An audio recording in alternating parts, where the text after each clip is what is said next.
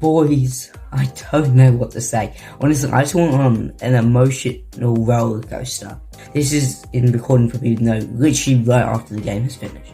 Obviously, it comes out the day after. Probably one of the craziest games and one of the best performances we saw from the Eels this entire season. Just an absolute shock for us to be able to do this and go and win. It's just crazy to me. So we're going to go through all the moments, what happened in the game, and just go through all the emotions I've just gone through. So let's begin. Okay, so if we're going to really just talk about tries in general, it did start off with Sean Russell in the 20th minute for tries, as actually both the Eels and the Broncos in the 10th and 16th minute both went for 2-point field goals. Well, I don't know what they're called, penalty goals, field goals, I don't know, but they've got the 2-point penalty goals so early in the game to make it 2-2 already. Sean Russell, though, just scored a beautiful try. Like, it was spectacular. Honestly, just a really great use of talent, especially credit to Moses, man. Moses came back, I said in the prediction video, he'd make a difference, and we would. We did exactly that, and he made a big difference. Of that performance, he reminds all of us that he is one of the best in rugby league right now. Even at his age, he's just incredible. His kicking was spectacular. Every single time he kicked, it looked like we could win the ball and score a try.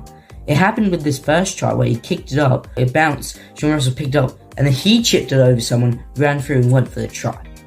Then it was Adam Reynolds only 3 minutes later where he intercepted it and ran up to the other end and scored a try for Brisbane. Lomax did score the try, by the way, in the 20th minute, and all 3 conversions were actually scored for the Broncos.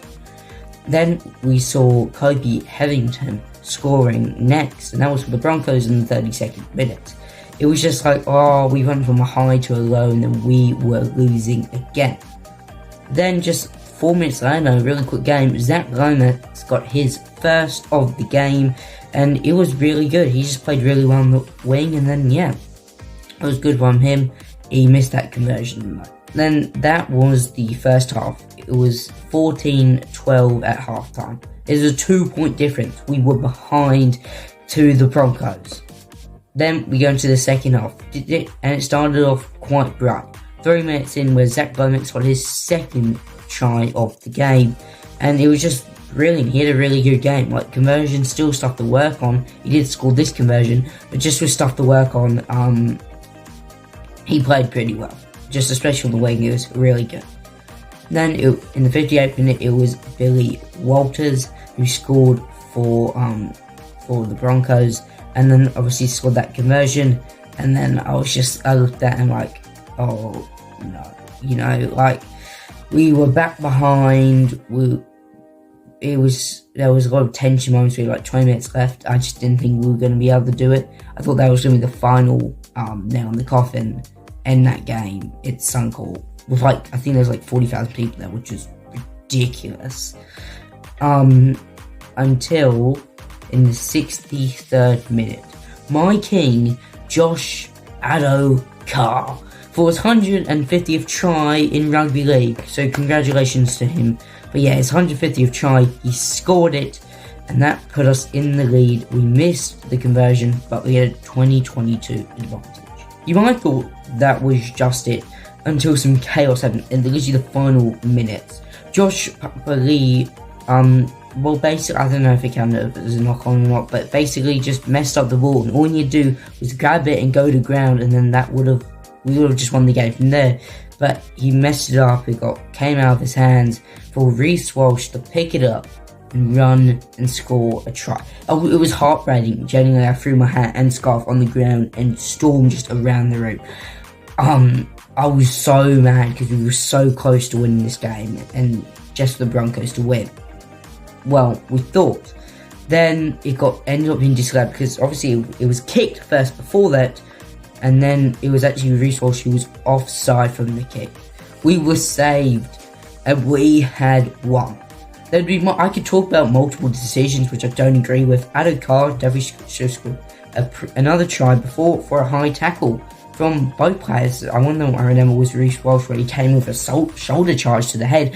I don't understand. There was really some interesting decisions in this game. Some that were, overall, even I don't want to try to be biased here, but I think there was decisions that went with fast weren't really the best, and there was definitely decisions that I remember in the game where the Broncos, it was obviously good for them, but it wasn't good for us, even though we should have got possibly a penalty try in there.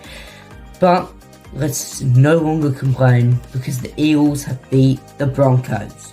So for all the Eels fans out here, and you're thinking, what does that mean for the ladder? That moves up into 14th place currently in the ladder. Still a few games to go in the round. Obviously it's only Friday for me now. But yeah, we're 14th place in the ladder.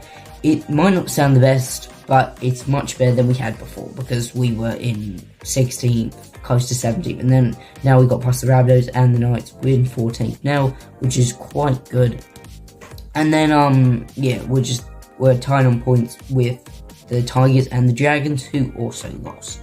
So yeah, we're tied 12th right now, which is great. I don't even expect us to make the 8 this season. We're like 6 points behind Manly in 8, but you know, if we can just really show some promise, and I think next season will be a really good one for Parramatta. I think we have Moses and he's fit. It'll be a very good year, possibly top 4. But for the Broncos fans who are out there, which I doubt they would be watching this video, yeah, not a good result for you guys. Yes, it doesn't fully end there, like, it's not like, oh, they lost, they can't make the top 4, but it's really unlikely that they are going to make the top 4 now. Obviously, they'll still make finals and all, maybe. They could still not, they could still drop out, honestly. 10th all the way up to 5th is quite close, so all of that could really change up. Personally, I'd hope Penrith drop out and Broncos. But yeah, just so much could happen. Broncos fans probably should be a bit worried, because you got a lot of tension, because there'll be a lot of teams who just can go get a win this weekend, and then they'll go right in front of you guys. Anyway, that is all. Thank you all so much for watching. I hope you enjoyed me telling you through my emotional roller coaster of that game, because it was incredible. I'll see you guys in the next one. Goodbye.